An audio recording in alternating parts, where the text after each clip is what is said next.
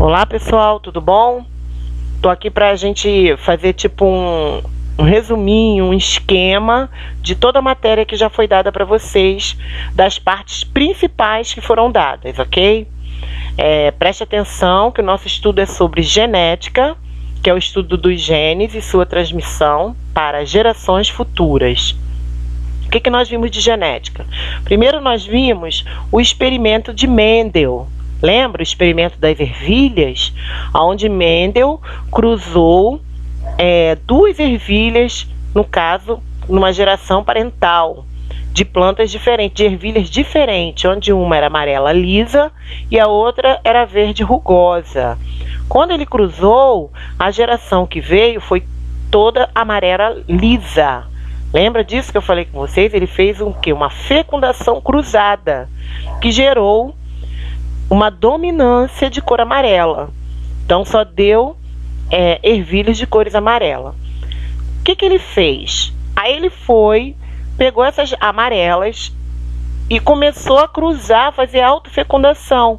Pegar uma ervilha amarela que possuía, no caso, dois tipos de sexo aqui dentro, e já fazia o cruzamento dentro da ervilha, formando a autofecundação. Quando ele fez isso, ele criou uma nova geração de ervilhas, onde criou ervilhas amarelas e criou ervilhas verdes. Então ele criou 50% de cada ervilha.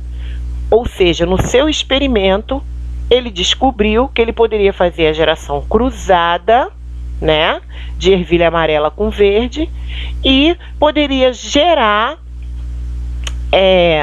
novas ervilhas que poderiam ser amarelas e verdes, ok? Então, a partir desse experimento é que veio começar um estudo mais profundo da genética. E nós vimos também os conceitos da genética. Lembra dos conceitos? Botei aqui os principais, os básicos, que são... O que ele descobriu aqui? Com o tempo, outros pesquisadores foram começando a descobrir os conceitos de gene, que era um fragmento de DNA, genótipo, que é o conjunto de genes de um indivíduo, fenótipo, que são as características, né, observáveis. Locus seria o local no cromossomo, onde é encontrado quem? O gene.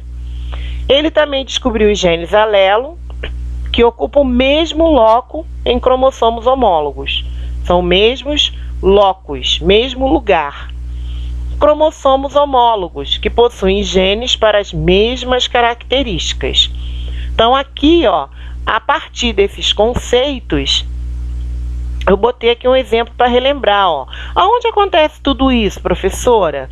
Dentro de uma célula. Então, tem uma célula dentro do corpo da gente. Essa célula possui o cromossomo. Esse cromossomo tem o DNA, que é formado por pedacinhos de genes. Cada balinha dessa aqui, é um gene. Tá vendo?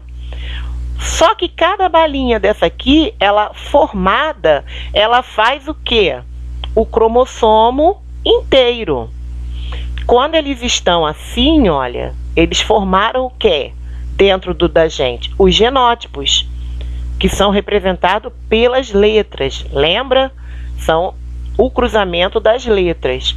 Que com o meio ambiente, né, ele pode formar indivíduos com fenótipos diferentes. Ou seja, ele tem o genótipo, de acordo com o meio ambiente, com os cruzamentos, ele forma os fenótipos, que são as características. Aí eu coloquei aqui, bonitinho para vocês lembrarem, 2 cromossomos, que cada cromossomo, gente, ele já vem com os fenótipos. O que são os fenótipos? Cor dos olhos, o tipo sanguíneo. Lembra do tipo sanguíneo? Tipo A, tipo B, AB, tipo O. Cor dos cabelos. Tudo isso vem dentro de quem? Do DNA, que está aqui dentro, O crescimento, se você vai ficar muito grande ou muito pequeno. Isso vai depender tudo primeiro do genótipo, do ambiente para formar o fenótipo.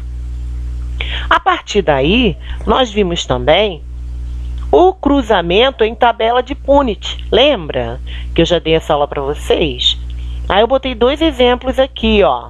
Por exemplo, uma geração de parentes que foi com genótipos Yzão,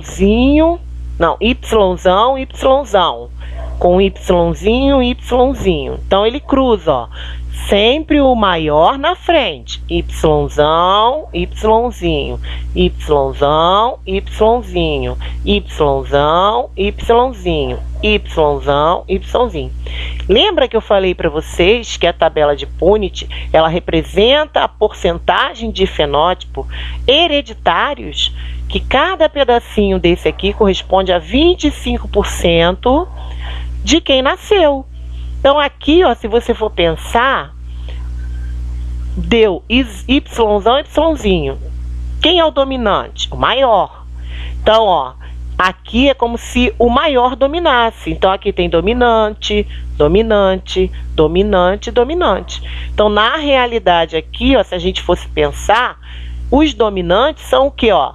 Amarelos, ó, Yzão. Então aqui, ó, nasceu 100% de ervilha amarela. Já nesse segundo aqui, foi um exemplo que eu botei para vocês, olha, tá vendo? Comparado com o F2 dali, do Mendel, ele cruzou Yzão, Yzão com Yzinho. Então ele cruzou dominâncias onde tinha características recessivas. Lembra que o pequenininho são recessivas, o minúsculo. Então deu Yzão, Yzão, Yzinho. Então aqui, olha, também deu quantos por cento de dominância? Ó, 25, 25, 25.